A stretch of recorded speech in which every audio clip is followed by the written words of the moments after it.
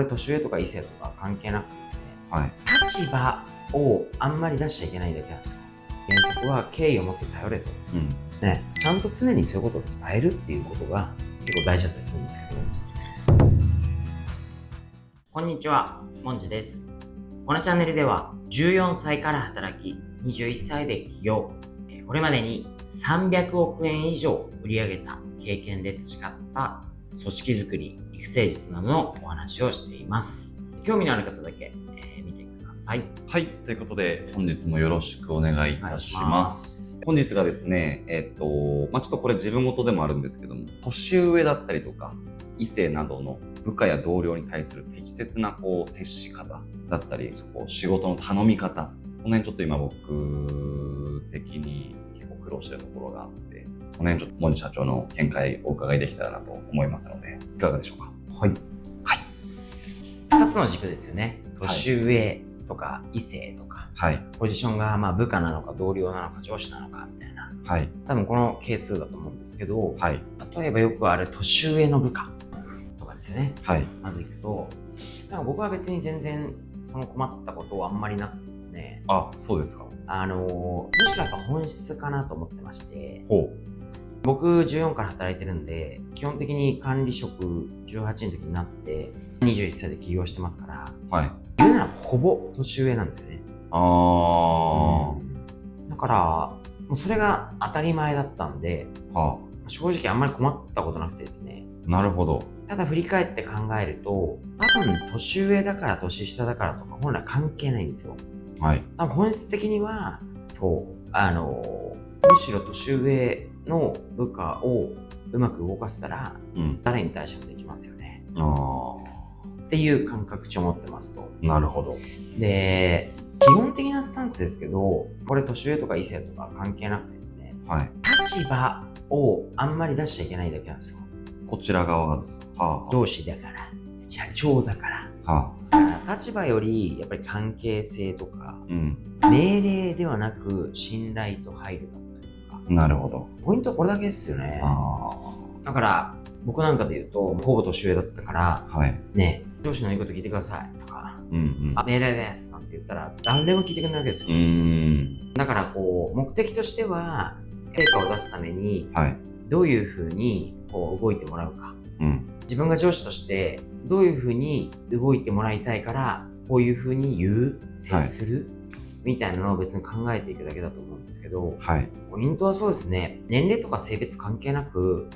この人にお願いする理由をやっぱり明確にして、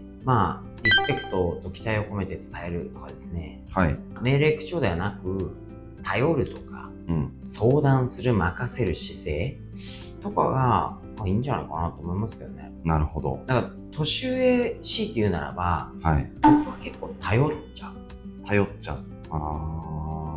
なるほど。これお願いしますみたいな。なぜならばあなたはこれだけの経験があってこういうこともやってきたから、何々さんだったらできると思うからお願いしますよ。若い子にはこれちょっとできないんです。あなたにちょっと頼らせてくださいよみたいな、こういうばっかりじゃないけど、イメージとしてはそういうことですよね。なるほど。意外とだから年上は頼った方がいいですよ。頼った方がいい。指示ではなく本当お願いベースというか、お願いになってもダメだけど、原則はそうですね、指示じゃなくて頼る。なるほど。指示と頼るなんだけど、部下なんだから僕が言ったことをやるのは当たり前でしょみたいな雰囲気とか、姿勢とか言動行動はやらないってことですよね。頼る。原則は敬意を持って頼れと。〇〇さんの経験があるからぜひ生かしてもらいたいという敬意ベースの依頼とか、ちょっと役職上こうしてお願いさせていただくんですけどみたいな。でも立場は自覚してるけど、相手との要は年齢差とかの関係性、会社のキャリアとかね、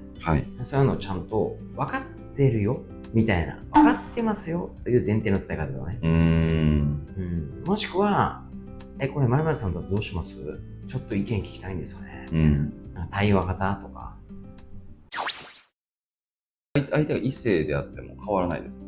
接し方とかっては。細かくちょっと変わるかもしれないですけど、ポイントはさっき言った二軸の一つ目は、はい、年上なのか、うん、まあ同い年か下なのか、うん、年上か同い年か下かみたいな話じゃないですか。はい、もう一つは異性、まあもっと分かりやすく言うと男性か女性かみたいな、これ男性だから女性苦手とか女性だから男性苦手じゃなくて、はい、女性から女性、女性から男性もそうだし、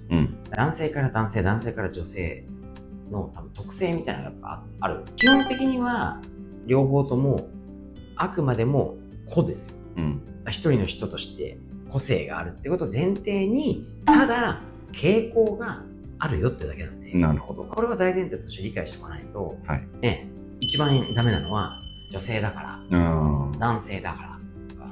年上の人はこれだから嫌だとか、はいはい、若い人はってこう結構みんな一括りに言っちゃうんですよ。これあくまでも傾向とか確率論のことを言ってるんですよ。で認識しとかないと、こういう言い方をしちゃう人はもう本当に逆に言うと、相手に対して1対1、人対人、はい、こうとこうみたいなのを、この人そういう要はスタンスで来てくれないんだみたいに意思表示しちゃうことになっちゃう。自分のこと考えたら嫌じゃないですか。はい、だって究極、例えば社会に出たら、よくある話がですよ、会社の従業員が1000人いてもですよ、1人がを見て、あの会社はとか言われるし、笑い話の中でもね、出身地の話をしてるとね、どこの人はこうだよね。もうネタですけど、思うのは、A 型の人は、そんなこと言ったらもう人類4種類しかおらんやんみたいな。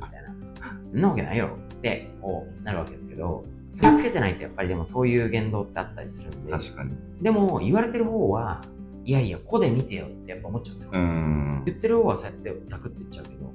うちでもよくありますよ。何々視点の人は、なるほど。何々視点言うても10人、20人、30人おんねん。でも言われた方からすると、いやいや、ちょっと俺一緒にしないでよみたいな。俺は違うよって思いたいじゃないですか。確かに。なんでやっぱ必ず個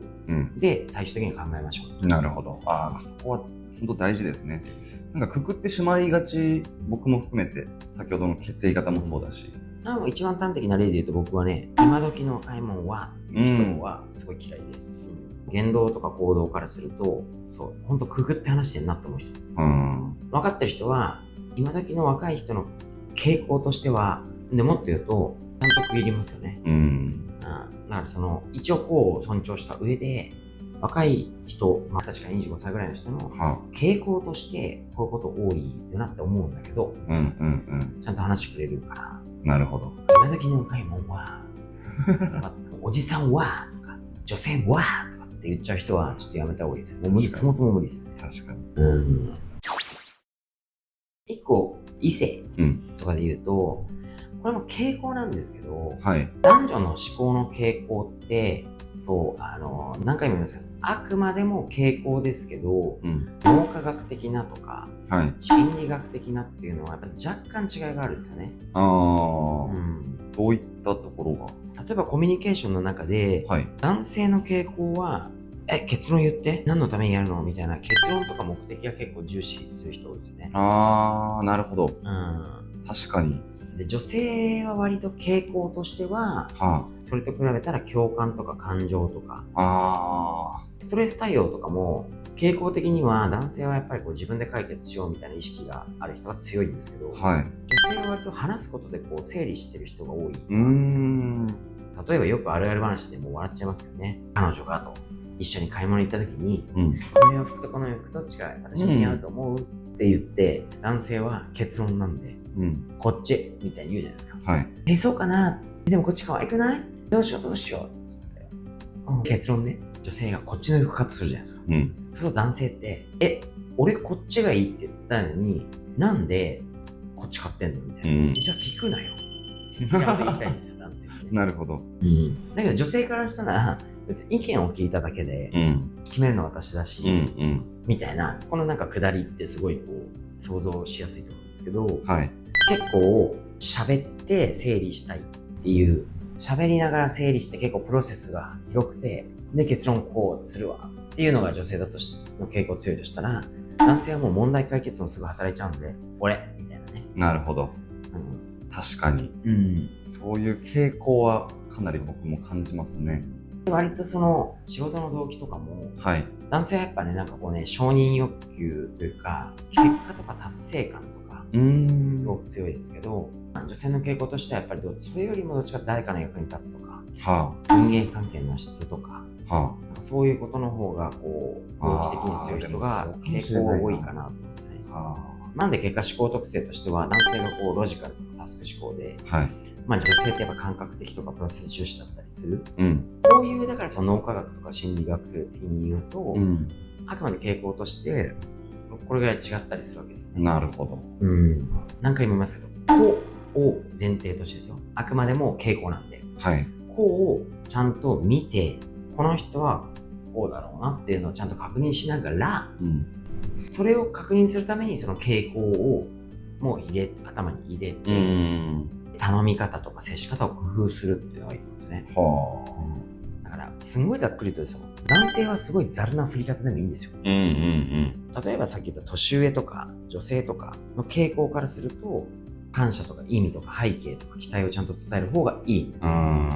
でもこれ実はその先が僕はあると思ってて、男性ってすごいライトな人が多いんで、パーンと言って分かりましたってやってくれるんですけど、意外と分かってなくて成果物おい違うじゃんみたいなことあるんですよ。でもじゃあ女性に僕が仕事を振るときね、特定の女性の A さんとかに振るときに、ちゃんとこうやって伝えるとちゃんと成果物の質が高かったりするんですよ。でもこれ逆を考えると、みんなこうやってちゃんと言ったら成果物の質高いのかなとかってなるわけですよ。だから一番いいのはちゃんと常にそういうことを伝えるっていうことが結構大事だったりするんですけど、でもとにかくそういう特性の違いがあったりするので、ここによって頼む順番、言い方を変える、カスタマイズするっていうのが一番いいですよね。なるほど。だからそういう意味では誰に対しても有効な頼み方の方とかっていうのは、もちろんそれ個によって変えますけど、基本はまず感謝敬意から入るわけですね。2つ目、背景の共有ですよね。ちょっと今ねと、この仕事がこういうことになっていて、全体としてこんな動きになっていて、だからこの仕事が発生してみたいな背景を伝える。3つ目に具体的な依頼、これをいつまでにお願いしたいんですけどって、お願いしたいですって言って、で4番はフォローの意思、状況に応じて調整できるんだったら調整も可能なんで相談してくださいとか、もし不安な点があればできる限りサポートするんで言ってください、とか、こんな感じでフォローをして、5番は世界に感謝ですよね。結果が出たら必ずありがとう、助かりました、何々さんに頼んでよかったとかね、